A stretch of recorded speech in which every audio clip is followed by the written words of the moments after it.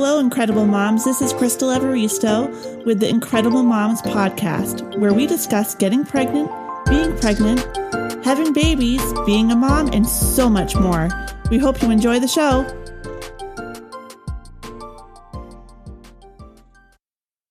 Hey, Amanda. Thank you so much for joining me today. Hi. So I saw Amanda's story on a natural childbirth group on Facebook, Natural Hospital Birthing. And I was super intrigued because she had a phase presentation, which is super rare for a vaginal birth, which most of us labor and delivery nurses would freak out with when push came to shove, literally. Yes. I'll just let you introduce yourself and take it away. Sure. I'm Amanda. I'm in Cincinnati, Ohio. I'm the mama to two beautiful girls, and I'm happy to share a little bit about both of my stories. I'll share the first a little more briefly. My most recent second birth, that was July 2021. That was the full feast presentation, and they were quite different birth experiences. So happy to have both to compare. And who knows if I'll ever do it a third time to have something different to compare. We'll see. The jury's still out on that one. So I don't know about everybody else, but I have a 3-month-old and I'm already like, yeah, I mean, when do you want to talk about another one? And people think that's crazy, but it's like a honeymoon phase. And then when you hit a year, it's like, oh, it goes so fast for sure too. So, but yeah, with my first daughter, her name is Marcy, we started trying for her a little bit after we got married. Let's see, it would have been like December 2018. We tried for about 6 months, pretty casually. I wasn't tracking ovulation or anything intense like that. I told myself I wanted to just kind of be casual about it for a year before we made it a more stressful thing that we had to think about more carefully. So found out on Memorial Day, I guess this was Memorial Day 2018 because she was born 2019, that we were pregnant, and everything was really smooth with her pregnancy. I did have a little hiccup at our 20-week ultrasound. It was persistent right umbilical vein prove that they just wanted to monitor. I had to have an echo, a fetal echocardiogram just to look a little closer, and everything looked like it would be okay, but it was just something they paid attention to after the 20 scan. And with her, the sex, I really didn't want to know her sex, but my husband couldn't imagine not knowing. So we agreed. Our compromise is that we would find out just the two of us and keep it a secret from people. So that's what we did. And we actually found out at 13 weeks. We got the genetic testing done for our own peace of mind and found out then. And we kept it a secret through our showers, which was helpful. I wanted to have more neutral stuff because I knew with our first baby, it would be helpful to pass things down. But yeah. And then as a Christmas gift, she was due in February. As a Christmas gift, we did tell our parents, our grandparents, that we were expecting a girl and shared her name because it's a family name. And that was a special moment, 5 weeks before birth. Yeah. So that's sort of our pregnancy. She was due on February 6th. And with my first, I was prepared that I might go over as I heard was common. And for her, I really just was a go with the flow mentality. I didn't prepare that much for birth. I had picked an OB a couple years prior that a lot of people in my area recommended in a local moms group. So I kind of knew a lot of people were happy with her, and I just sort of trusted her, trusted the process. And I did I looked into hiring doulas, and the cost was a little bit more than I thought I would want to spend because I was pretty sure I was going to go with an epidural for that birth. I didn't ever think I was someone who would decline medicine if it was available. That sounded crazy to me. Just wait till you hear my second birth story because I did do that. But so in the process of looking for doulas, I came across two women who were working on their doula certification, and they were partnering up to do their initial ones to get certified and charging a very low cost and covering each other for backup. So I thought, that sounds like a good plan. And I work in education, so I value providing that opportunity to people. So I did have one pre-birth meeting with them, and that was pretty much the extent of my education, talking through that a little bit and a couple articles that they had provided. But through the hospital, I did a breastfeeding class, and I did a baby care class, but no sort of birthing class. So it was 3 days before my due date on February 3rd, that she was due on the 6th. It was Super Bowl Sunday. And the night before, I had a game night with some friends, and we ordered Indian food. And I was feeling a little bit of stomach pain, but I was like not reading too much into it. And the next morning when I woke up, I definitely started feeling what I felt were very intense period cramps. And I just started paying attention to them during the day. Me and my husband took the dog for a long walk in the morning, and they just kind of were coming and going. Wasn't necessarily timing them. And then I went across the street to get a pedicure, and I started timing them while I was sitting there because I started noticing that they were getting a little more intense. And as I was timing them, I was noticing that they were 5 minutes apart and getting a little bit more intense. I'm pretty sure the lady doing my pedicure didn't even know that I was like in early labor though. So I just kind of held through it. And I think the pedicure really like helped me relax and move along. Like whenever people are like talking about ways to induce labor, I'm always like, a pedicure is what put me into labor. So, Right. You try to give all the recommendations to people, but I think they have like pressure points or something in your ankles and stuff, right? That you can push on. So I think they do. Yeah. So I got home and I told my husband, I was like, you know what? I think I'm going to call the OB and just kind of see. So I called her. And she didn't really think I was going to be ready. I didn't sound like in intense pain, but I had told her that, it's been over 2 hours of contractions 5 minutes apart. And I feel like they're getting a little bit more intense. And we only live like 15 minutes from the hospital, but we agreed that I would take a shower. And if I really wanted to, come on in. And I was pretty like worried with my first birth. So I was like, I'll go ahead and go in. And lo and behold, I arrived at the hospital at 4:30 and I was 4 centimeters dilated, which we were all shocked by. And we texted my parents, my mom, who lives in Wisconsin, about 7 hours from us, to let her know. And she got on the road to come. I didn't want anybody there for the actual birth experience, but just kind of wanted to be around in case anything happened, which I'll get to in a little bit, but I am glad that she did that. So yeah, it was 4:30. And I was 4 centimeters, water was still intact and everything. And immediately after they checked me, oh man, that just like intensified contractions so much. I hate cervical checks to this day. And I really think it ramped up my contractions very quickly. And I got in the not a birth pool, but they just had a tub, one tub for the hospital wing. And I knew from my hospital tour, like, if you want that, you have to ask for it right away because there's a chance you can't get it. So I asked for it right away and I got in there. I really hated that sitting water. I think it was sitting still for me. I know I read that water was so like relaxing for a lot of people, but for me, it was miserable. And it was when I immediately started telling my husband, like, oh, I need an epidural. Go tell them as soon as I'm out of this tub, I want the epidural. And I think they had checked me right before. And I was at a 5 and I was like, yeah, I want the epidural. So that must have been like 5:30 or 6. So I had progressed like slightly on my own, which was nice. And then by 8:30, I had the epidural, rested for like 2 hours. And by 8:30, they checked me again and I was fully complete. And we were all just shocked for a first birth, 3 days early that moved that quickly. So it was so quick that my OB, she probably had a Super Bowl party or something. I don't quite know where she was, but she took what seemed like forever to get there. And they said they also wanted to give extra time to help the baby move down. I don't know what you know about that as a labor and delivery nurse, but they basically were like, you got complete so quickly that we want to wait before you push. Is that something you hear? Yeah, like if baby's way up high, they kind of, especially if you have epidural, we call it labor down, and it kind of helps you like just get baby down with contractions instead of you pushing for hours and hours. Okay, so it wasn't just an excuse for the Super Bowl party. My OB no. that probably. Okay. Well, yeah. So I was excited to be ready to push, but then I had to wait for a while, and I think I probably started pushing around 9:30, and I could feel pressure, but I wouldn't ever describe. After I got the epidural, I wouldn't describe anything I felt as painful. Just a lot of pressure. My epidural worked pretty well.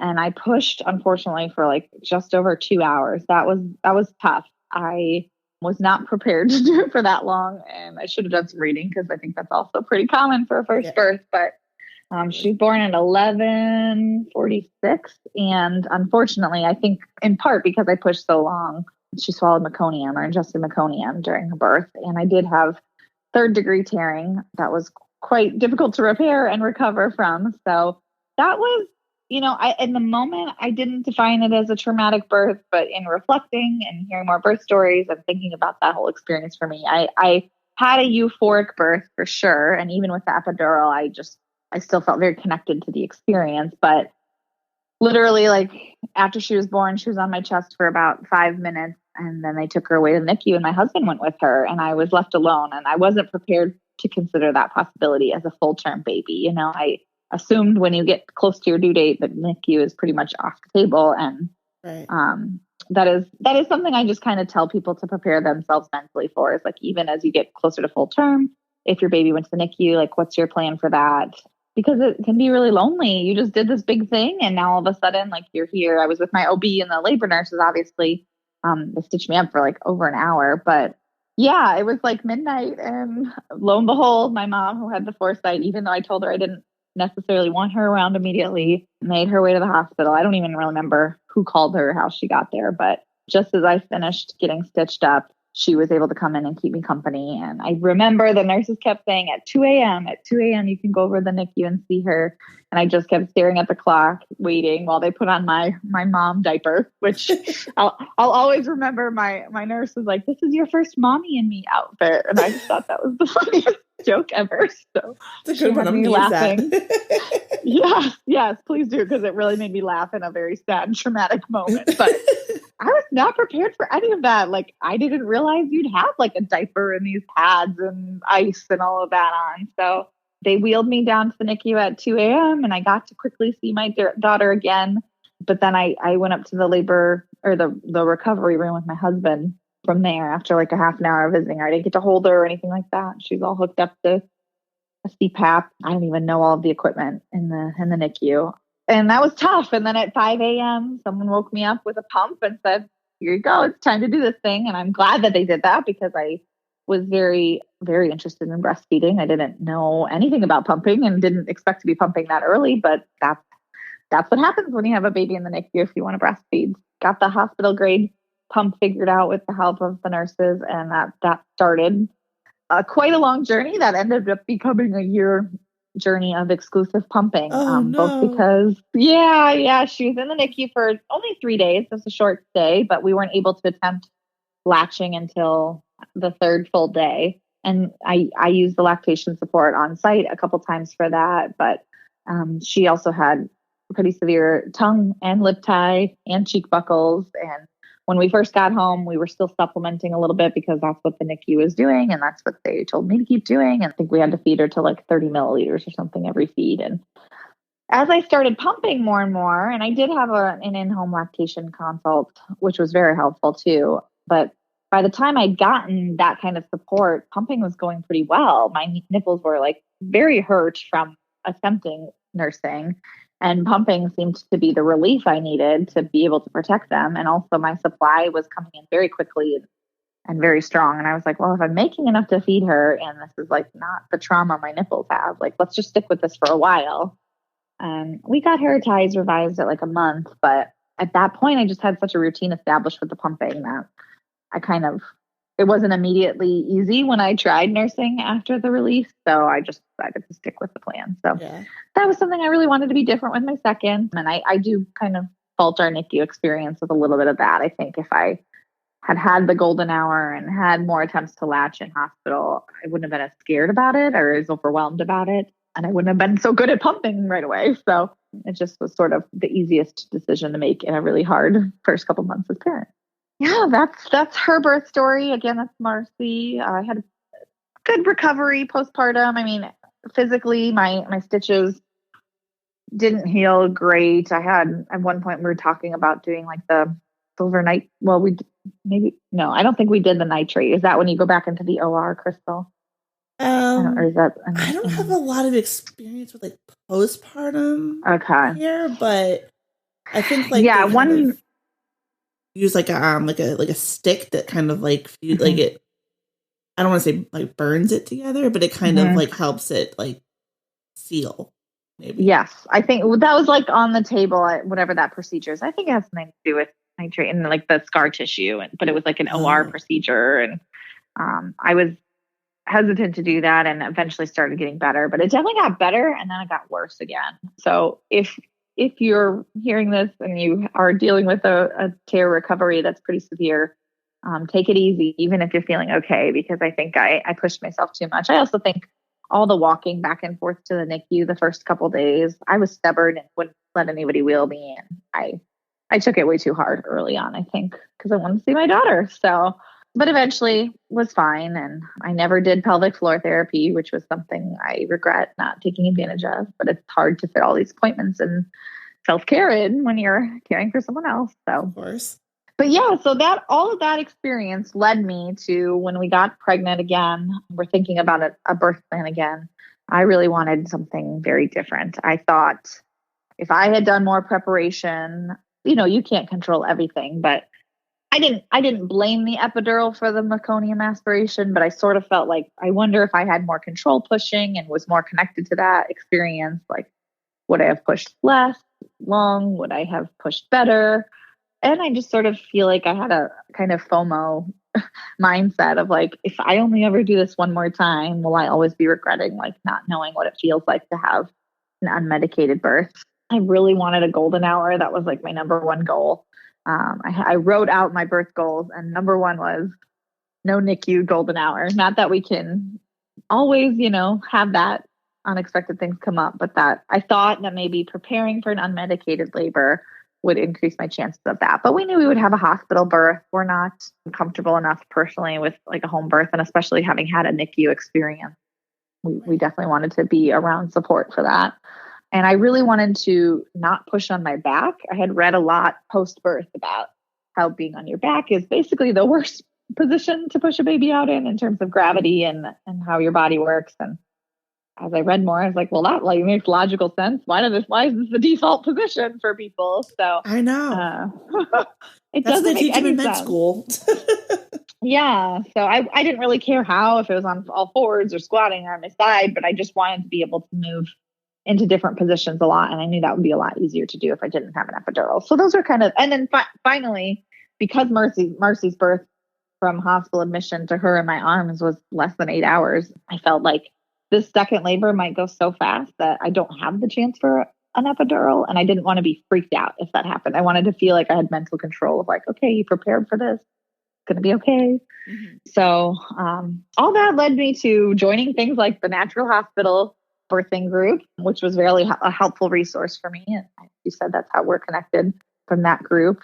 I didn't do any classes formally, but I did download the Expectful app on my phone. I had heard about it on the Birth Hour, which was another resource I used. I listened to tons of birth stories on that podcast and a couple others. Yes. Oh, listening to birth stories is now like my favorite pastime. So I feel like I always have one in my ears. But anyways, Expectful has within it like a hypnobirthing mini series of courses or podcast kind of style, just short clips, like 3 to 10 minutes each of kind of educating you about the process of birth, but also some hypnobirthing tracks. So I paid a little bit of extra in the app to have access to that and played around with that a little bit. But I just came to realize like I'm that's not really my style, like peaceful, calm, like kumbaya. I was like, I didn't think it was going to work for me. And I think if you don't believe it's going to work, then it doesn't work. So, but I played around with it a little bit. I think mostly though, it was listening to a lot of birth stories that helped me. And then the main thing I did to change my experience was switch providers. So I liked my OB a lot from the first experience, but it was very clear she showed up to catch the baby and then stitched me up and left. And she had great bedside manner and things, but she had a very large caseload of patients. She was one of the only OBs in the area affiliated hospital that was all by herself still. And it was like her whole life being at the hospital. But I can tell that she was an excellent surgeon and very good at C-sections in the area. And that's why a lot of people respected and referred to her. And I didn't feel like she was pushy about that. But my daughter, we did get an ultrasound at like 34 weeks to kind of check her size. And she was measuring very big. And at one point, it was a conversation and pressure on me to have a C-section scheduled for 40 plus 6. She basically was like, I don't like to induce babies that we think are too big because if they don't come on their own, there's usually a reason. And that can be a lot on your body. And she kind of convinced me that sounded like a good plan. So I was very nervous as I neared the end of my pregnancy about having that C-section on the calendar. And ultimately, it was all moot point because she came a few days early on her own. And I'm grateful for that. But that experience sort of made me feel like, if I want an unmedicated birth, I don't know that this provider is going to be the right one. Right. And I had heard tons of people talk about midwives on the birth stories that I was listening to. So I found a practice in the area that was 4 OBs and 3 midwives, and they delivered at 2 of the local hospitals here. And all of them were women, which was really important to me in all of my research for providers. I really wanted an all-female practice. So I thought, oh, this is perfect. I interviewed one of the midwives, and basically the way their care model is set up is you kind of meet with all 3 of the midwives in rotation for your prenatal care. You meet one of the OBs just once, so you're established. But then when you go into labor, the midwives are the ones you call. And unless you have a 3rd or 4th degree tear to repair, or unless you need like forceps or vacuum or obviously C-section, the midwives handle everything. The OB is only involved in those situations. Maybe if you have like gestational diabetes or something, they consult a little bit more. But the midwives in this practice even could handle some of those higher level like pre-pregnancy risks because of the hospital they were associated with. So I thought that sounded great. And I was loving my midwife appointments. And then at 37 weeks, I got notice that they laid off the midwives at the practice, effective 1 week later. Yes. They cited financial issues with COVID. I know a lot of hospitals and practices have had budget issues, but what a terrible decision. And it was really a disappointment regionally. A lot of people were very upset about that decision. I loved the 3 women. I think they've all now established elsewhere in the region, which was good. But that was just super devastating to me because I had switched to this practice for the midwives, and the whole communication around it was not very good when you have people that are about to have a baby any day. I just wish they would have been a little bit more sensitive to it. But anyways, it was like 2 days of freaking out. And then I finally called another practice in the area that did have 2 midwives associated with it. And I had interviewed them when I was first looking, but they had a male OB at the lead. So in Cincinnati, in the state of Ohio, I believe, all midwives have to be kind of under the supervision of an OB. And I knew that there was a small chance that the OB would be involved, but there was still a chance. So I hesitant to go with them because I didn't necessarily want a male provider. But at that point, I was 37 weeks along. Things were looking healthy and on track. My first daughter came spontaneously and it was a vaginal birth. I felt like all signs were pointing towards that's going to be my likely outcome. And I could probably just stick with the midwives all the way through. So yeah, so I made that switch and I was preparing and everybody in my family was preparing like, yeah, you'll probably come a few days early again because what you did the first time. And I was like, yeah, hopefully that'd be cool. And I got to 39 weeks and I had a Saturday, it was 8 days before my due date, a Saturday full of contractions. And I started timing them and they were 5 minutes apart and I was feeling just like my daughter. So I was like, well, honey, let's get the toddler over to be with the grandparents. We had a nice lunch date. We walked a bunch and they just kept coming every 5 minutes. They weren't super intense, but they were every 5 minutes and that's what everybody talks about. So this time we lived like 30 minutes from where we were going to deliver. So we decided to drive to that area and have dinner and just keep timing them. And after like 2 or 3 hours of 5-minute contractions, I called my midwife and I was like, listen, like, here's what's going on. What do you think? And we agreed, might as well just go to the hospital and get checked just to see. And I had really wanted to avoid cervical checks. That was something in my birth plan. They're just really uncomfortable for me. I also feel like they give you no information because you can be 4 centimeters. Well, maybe not 4, but 3 centimeters for weeks. And I was 3 centimeters for 8 days. After I got checked at the hospital, I was 3 centimeters.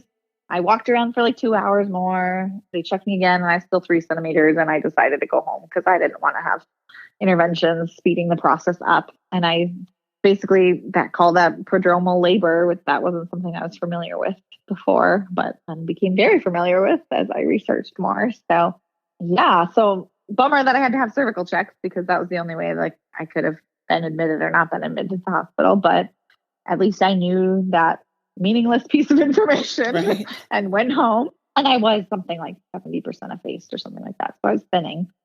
And then that whole week I was off of work and I was like, I'm going to do everything I can to kind of move this baby along. I had looked up spinning baby stuff and the mile circuit. So I did a couple rounds of the mile circuit throughout the week. I got a massage, went to a Webster chiropractor. I curb walked. I ate spicy food. I wasn't necessarily like rushing the baby, just helping things along. I wanted them to come on their time. Nothing like immediately worked. And I went hit my due date, went past my due date. And then at 3 days after my due date, another Sunday, both of my girls were born on Sundays. I woke up at like 1 a.m.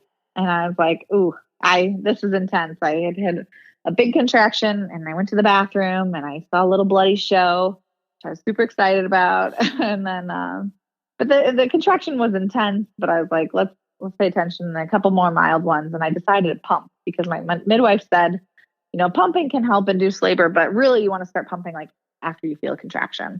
So I was like, okay, I'm going to pump and see if that can ramp things up. And it did by, I think like 3:30, 4:30, somewhere between those two. I woke my husband up and I said, okay, I think we're definitely going to go to the hospital and have a baby. So we got to the hospital at 5 a.m. with her. My husband made me some scrambled eggs before we headed out the door. So I had a little protein in my system. And when I got to the hospital, the car ride was pretty intense. And I got to the triage desk and it was pretty intense pretty quickly. And they could tell like, hey, we don't really need to like ask this lady all the questions. Like she's in labor for sure. So I walked up and they didn't even make me do a cervical check, which was great. I felt like my wishes were very well respected at that point because I knew that normally you needed that to be admitted. But the Friday before, my midwife has established I was about 4 centimeters. And I shared that information with them. And I was like, listen, like I'm 3 days past my due date. Like this is what my last week has been. Like I know what this is. So I appreciated that. And my midwife got there like literally 10 minutes after I got to the hospital, which was like my favorite part of the difference between a midwife and an OB. Like she was really with me for the whole experience. So I just think that's amazing that they can do that for you. And yeah, so right away when I got to the room where I ultimately birthed Vivi, our daughter, which by the way, we did not know the sex of her. I won the argument that time and we kept it a surprise all the way until birth, which was a very fun delivery room surprise. But I always love that. It's so rare. Yeah, it definitely is rare. So pretty quickly as we started getting settled, I wanted to use the shower. I think my midwife suggested it because she knew that it was in my birth plan that I didn't necessarily have a tub, but maybe the shower. And they had disconnected or wireless fetal monitoring, and that was even waterproof. So they did. It was non-negotiable to be on fetal monitoring pretty much all the time, which ultimately I was fine with. Yeah, I was fine with that because it was wireless and like they just tucked it in my belly band. But yeah, it didn't sound like something that they were going to really budge on. So, I also did have a hep lock. We had a long discussion about that in my earlier appointments, but I can have kind of veins that are hard to find. So I was okay with a hep lock. They needed it for IV purposes, or if I did end up needing an epidural kind of quickly. So I had that, but I didn't even notice that it wasn't even really a thing. So I was in the shower for like maybe 45 minutes on and off, and my husband would squeeze my hips with every contraction, and that was like the best thing ever. I can't even describe like how much relief it gave me, but it's what helped me get through every single one. And I would just like yell for him like, hey, one's coming. And he would squeeze and we'd work through it together. And I was standing and on my feet the whole time. And that's how I really needed to move through things. But it wasn't too bad. I was proud of myself. And there's even one point we had a birth photographer come as well. And there's one point where I was like, I'm going to put on some mascara. And there's like these photos of me like in very active labor putting on mascara. So I was doing okay.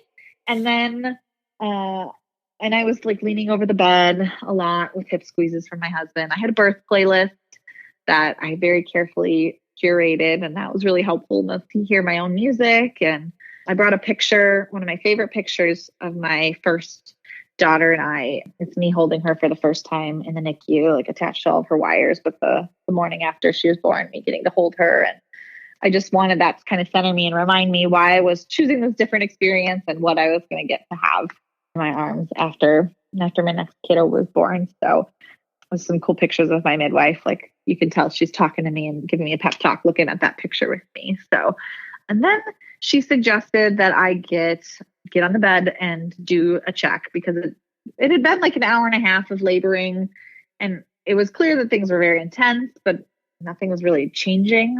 So just want to kind of check where I was at. And she couldn't really check me because all she could feel was my bulging bag of waters, which I didn't really know what that meant. I Googled it a lot and tried to read a little bit more, but I guess they're just like right there, and you can't really feel anything because of the water there. Yeah. It's like feeling a balloon like protruding from like your cervix. Sometimes it's, especially if you're super dilated, sometimes you can't even feel the cervix around it.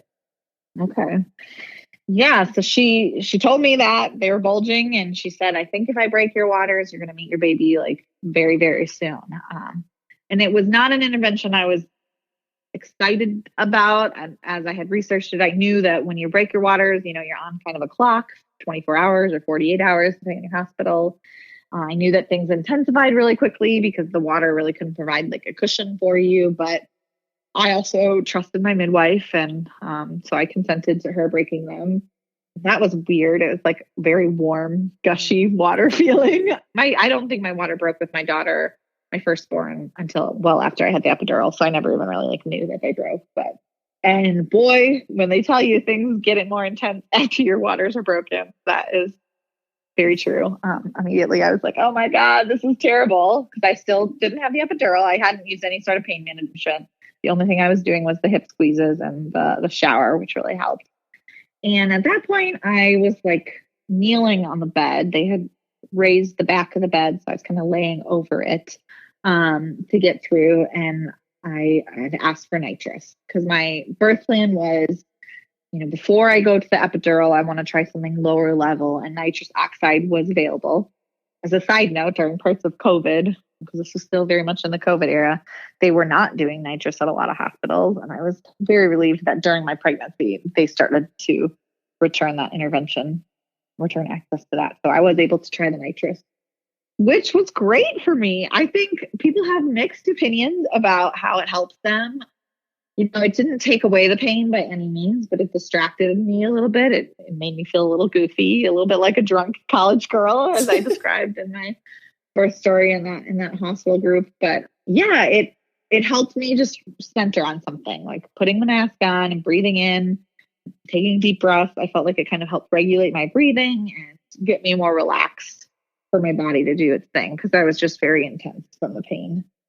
And then I started pushing sometime after that, and it was excruciating. And I told my midwife, I said, oh, I know what this is. This is the ring of fire. Because everybody talked about how terrible the ring of fire is. And I was like sucking on my nitrous oxide, trying to distract myself. And 40 minutes of that ring of fire is what I felt. It never really stopped being that intense. And it wasn't until she was crowning that we knew she was OP and she was full face presentation when she came out. So, and that explained why it was quite so painful. And I'm sure you can educate people a little bit more than me even, but I know that a full face presentation basically means instead of the top of the head, it's their face that comes out crowning. So literally like her eyes and her lips were visible at birth, and it can only be delivered in an OP position when you're vaginal, which is something I learned. So I'm glad she was OP, because apparently she wouldn't have come out otherwise. But her whole neck was like bent backwards instead of her chin being tucked in. So when her lips came out, my husband literally thought, I don't know if I can say this, but my butthole was like prolapsing or something. He was like, what is that? Nobody really knew what they were looking at. And, her whole like forehead unfolded. So it's we have birth pictures from our birth photographer. So I have it all, and it's amazing to look at and see. That must be like incredible to see, because I've seen it with a C-section, and all you see is the face when they cut open the mom, and it's like, whoa. Yeah. Well, hey there, buddy. Yeah, I read a birth story once where the midwife did a cervix check and the baby sucked on her finger. Yes, that happened to me I work with. Oh God, that's crazy. So yeah, I didn't really have much context to understand how like cool and unique that was until after the birth, and I did some more research. My midwife had told me like this is the first time she delivered one in 22 years of practice. She said most of the time, like over half the time, these end in C-sections. So I felt very grateful to have the outcome we did. Usually babies are very bruised on their faces when they come out in that presentation, but my daughter had very beautiful color on her skin, no permanent bruising or temporary bruising rather. Sometimes the bruising can stick around for like a month, I think, after birth. Oh, wow. Yeah. And I did have 2nd-degree tears, and part of my birth plan was trying to avoid tearing by pushing in different positions. Oh yeah, I skipped over that part, but for some reason I ended up pushing the whole time on my back, which my midwife knew was not my plan and I knew was not my plan, but just kind of how things ended up. And honestly, it was so intense. I literally can't imagine like having moved into a different position. She said that had I had an epidural, she doesn't think I would have had the push power to have gotten that position out. Definitely not in 45 minutes. Yeah, 40 minutes. That made me feel very powerful. So yeah, I used the nitrous, and then with the tearing after birth, she started stitching me up, and I was feeling a ton of pain. So they gave me some lidocaine, but it wasn't enough, and they did give me 1 dose of morphine that I consented to. So that helped with just a little bit of the after pains. At that point, I really didn't care because I had my baby in my arms and I had my golden hour, and I got to attempt nursing and latching, and that worked really well for us right away. They had lactation support there right away, which is what I had asked for in my birth plan. So that was wonderful to have that experience. And literally like an hour after she was born, I got up on my feet and took a shower and went right back to holding her. So it was great. And I felt, even though it was terrible, and literally while I was pushing the whole time, I was like, Alex, look at me in the eye. I'm asking my husband, like, look at me in the eye.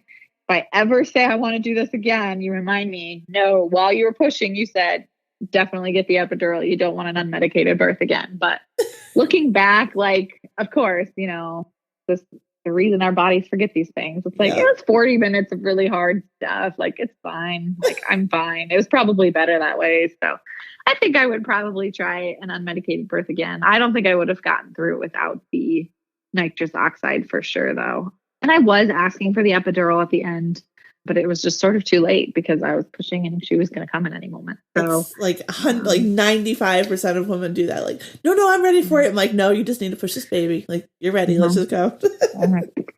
Yeah. The point of no return. Yeah. So, yeah. So that was our second birth. And yeah, like I said, we found out that she was a girl right after she was born, and I was very elated. I had wanted another girl really badly. I had prepared myself mentally that I actually thought we were maybe going to have a boy because our pregnancy was quite different. I was much more sick. I didn't have terrible acne. I had terrible acne with my first daughter. So I was like, well, maybe this is a boy, acting a little bit different. But we had another girl, and we took a couple hours to decide on her name because we didn't know the sex. We had a long list of names for both sexes that we were debating between. But we went with Vivian, or Vivi. We call her Vivi. And Vivi is Italian, and I think also French for alive or for life. And she was born on the 9-year anniversary of my husband's dad's heart attack that he luckily miraculously survived, but he literally died for 20 minutes on the table and they brought him back to life. So that was our very special nickname for her. We didn't even connect those pieces together until after we had named her and called them. But wow. Yeah, and I did skip over it, but she was a rainbow baby for us. We did have a miscarriage 2 months before we conceived her. That was a tough experience that had caught me off guard. I wasn't thinking that, you never are sure that everything's going to go well and be healthy, but it wasn't really on my radar as a possibility since everything was fine at the first. So, so luckily we were able to get pregnant pretty quickly again and had our healthy pregnancy. So, yeah.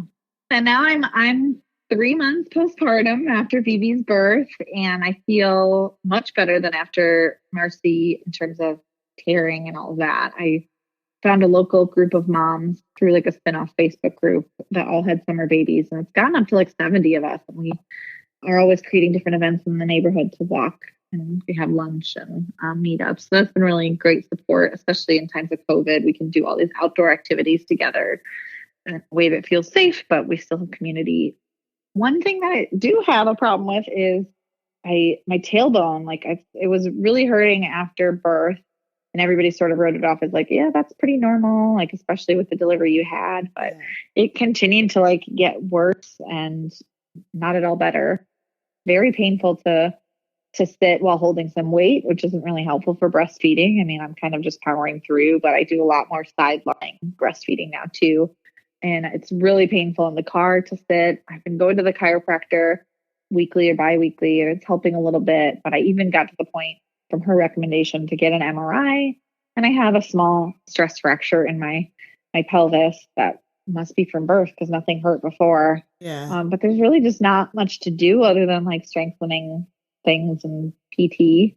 So I have a PT appointment tomorrow and I'm just trying to work through it. But I did return to my office job a couple days a week where I'm sitting primarily. So I think it's getting noticeably worse because of that too. So I wonder if like a donut pillow or something would help in that situation. Yeah, I do have like it's sort of like a donut pillow, but it's for your tailbone or it's my sit bone, I think they call it, or whatever. But hopefully it will clear up in time because it's fine when I'm walking, it's fine when I'm laying down, but when I'm sitting, especially in the car, it's tough. So yeah. So breastfeeding's still going good. Everything's awesome. Yeah, then. We have a great breastfeeding relationship. I oversupplied a lot with Marcy, I think, because I was exclusive pumping. Like there was one point where I was pumping 80 ounces a day, which was honestly like terrible. Like it's a hard thing to talk about because I know so many friends have struggled with supply, but it's also not fun to have an oversupply when you have to pump around the clock and you have to deal with engorgement and mastitis and things like that.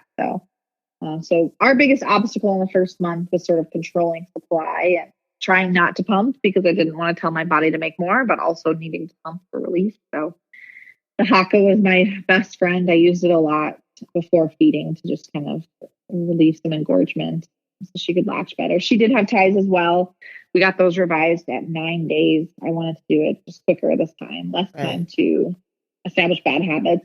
So I think no matter when you do it, they have to kind of relearn how to feed and use their mouth. So we had that done by a pediatric dentist, 9 days old. And and I'm now, like I said, I'm back to work a little bit. So I'm pumping too, and she's taking bottles fine. We introduced the bottle at 3 weeks because I was very worried that she would reject bottles. I've heard some horror stories there. And I'm like, I'm going to be a working parent, work away from the home parent. So you have to take a bottle. No choices there. So can you tell me a little bit about the tongue tie situation? Because I feel like so many babies have it and so many people give up breastfeeding because they don't get it diagnosed quickly or they don't even realize that's an issue. Yeah. I feel like there's some controversy over it. I think some people think they're being overdiagnosed, or my experience, and from talking about this with a lot of fellow moms, I think it's a common experience that a lot of the pediatricians and hospital lactation consultants sort of underplay the importance of it.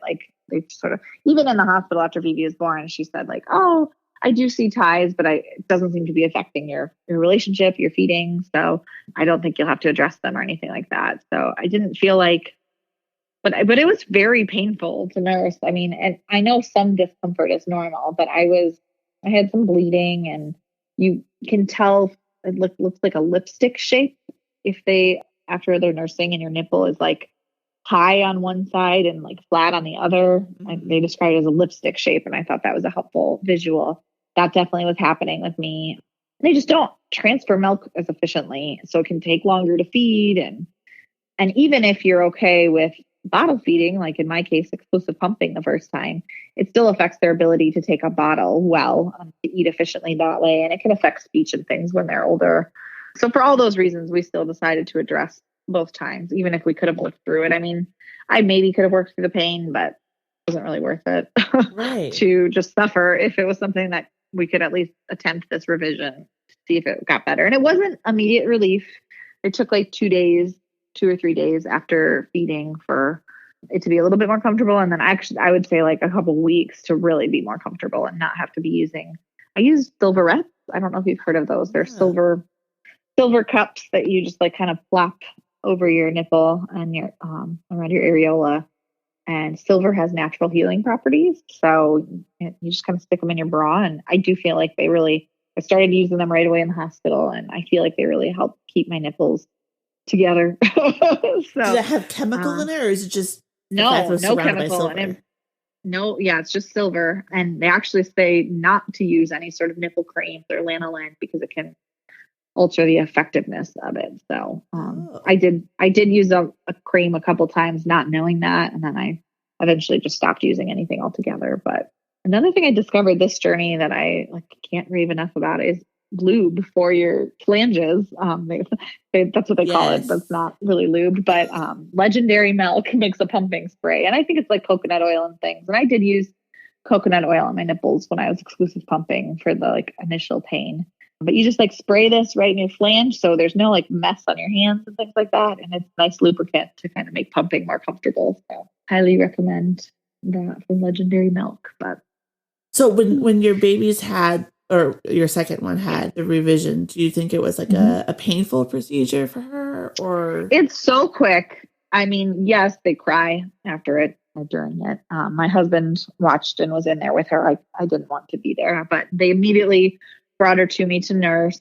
She didn't really nurse right away. She kind of rejected it for a couple hours. But once we got home, we did nurse, and I was able to comfort her. It literally was like 1 minute. So it's not a long procedure by any means. The worst part of it is you have to do these stretches because they're basically clipping it. I mean, well, they either clip it. Usually if it's a ENT, they use scissors to clip it. I mean, not scissors, but medical scissors or whatever. I don't know. I probably use scissors. But if you go to a dentist, typically it's a laser. So our girls were lasered, but because it's a wound in your mouth, it will heal up if you don't purposefully stretch it to prevent it from healing. So I delegated all the stretching to my husband, and he would he'd put gloves on just to kind of physically separate. You don't have to wear gloves, but there could be a tiny bit of blood. And I feel like it just gives you a little bit of courage to like get in there, and you have to like lift up their top lip 5 times and lift up their bottom lip 5 times and like rub your finger over the part that was lasered. So you have to do that for like 4 weeks. Wow. And they don't necessarily like love it. You're supposed to try to make it playful and like sing songs and whatever, but you have to do like multiple times a day for 4 weeks. So that's not fun, but we're past that part. So I already forgot about it. Yeah. Also, I didn't have to do it. So right. I was like, I'm feeding this baby. This can be your task. So. You can be the bad guy. I'm going to be the nice mom. Awesome. Well, thank you so much for sharing. Do you mind if I share like some of your pictures, or sure? Do you have any ones that the only one you can't share is my crowning picture, but on the side, if you're curious, I'll send it to you since you're a nurse. But I don't want that public. Yeah, we don't post any vag pics.